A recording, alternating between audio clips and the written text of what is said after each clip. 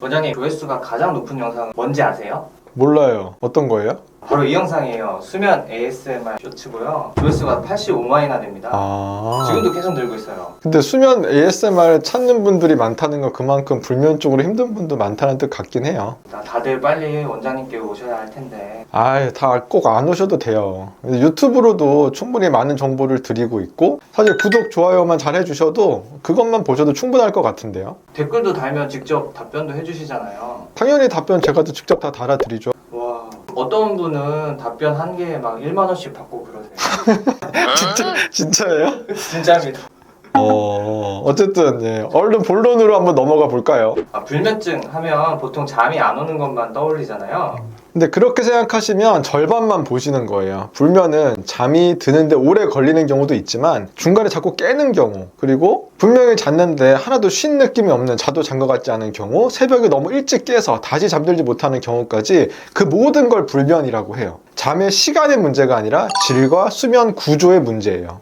그런데 왜 ASMR이 도움이 된다고 느끼는 걸까요?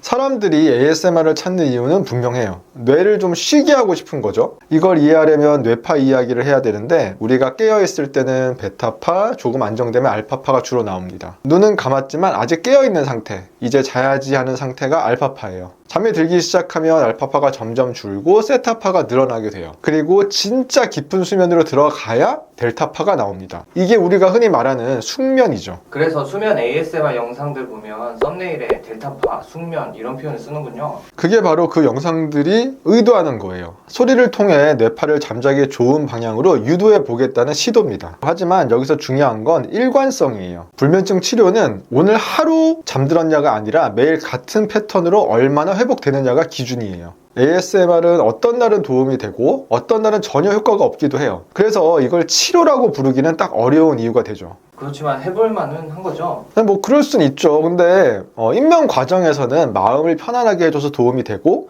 잠이 든 이후에는 오히려 수면을 방해할 수도 있어서 15분쯤 이후에는 꺼지도록 타이머 설정을 해두는 것이 좋습니다. 다만 수면 ASMR은 딱 입면 보조 순환으로 사용하고 이게 주가 되면 안 됩니다. 그 조회수 많았던 쇼츠도 이런 내용을 말했을 거예요. 또 궁금한 건 수면 ASMR에는 왜 장작 소리, 빗소리 이런 자연 소리가 많은 걸까요? 심리적인 안정 효과를 기대하는 거겠죠. 장작 타는 소리, 빗소리 같은 건 리듬이 단순하고 예측 가능해서 뇌를 과도하게 자극하지 않기 때문이에요. 그래서 불안도를 낮추고 긴장을 풀어주는데 도움이 될 수 있어요. 하지만 그 자체가 델타파를 만들어준다고 보기는 어렵습니다.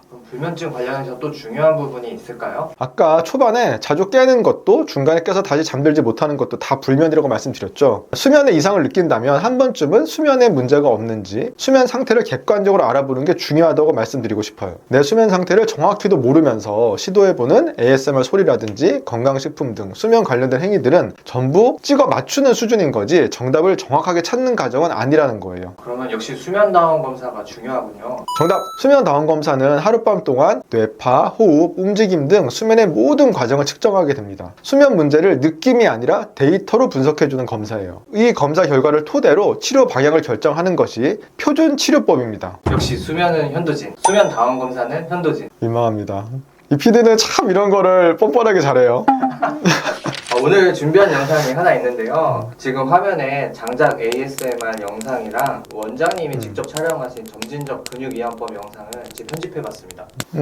좋은 시도예요. 점진적 근육 이완법도 몸을 단계적으로 풀면서 긴장을 이완시켜주고, 장작 ASMR도 뇌를 진정시키는데 도움을 줄 수 있죠. 두 영상 중 어떤 게 먼저 나오는 게 좋을까요? 저는 근육 이완을 천천히 한 다음에 ASMR을 들으시는 게 좋은 것 같은데요. 그리고 잠든 이후에는 소리가 수면을 방해할 수 있으니까 너무 길지 않게요. 또 중요한 부분, 대부분 스마트폰으로 켜실 텐데 화면 불빛이 보이지 않게 엎어 놓으세요. 스마트폰 불빛은 수면의 최대 적입니다. 스마트폰 불빛. 화면을 좀 어둡게 편집해서 완성본은 따로 업로드해 볼게요. 굿이에요. 불면증은 버티는 병이 아니라 확인하고 치료하는 병입니다. 수면 ASMR 소리로 오늘 밤을 넘길 수는 있어도 불면의 문제가 되는 원인을 치료하지는 못합니다. 그래서 저는 늘 말씀드리죠. ASMR을 찾을 정도로 수면에 문제가 느껴지신다면 반드시 수면 다운 검사로 정확한 내 수면 상태부터 확인하세요. 그럼 잘 자요.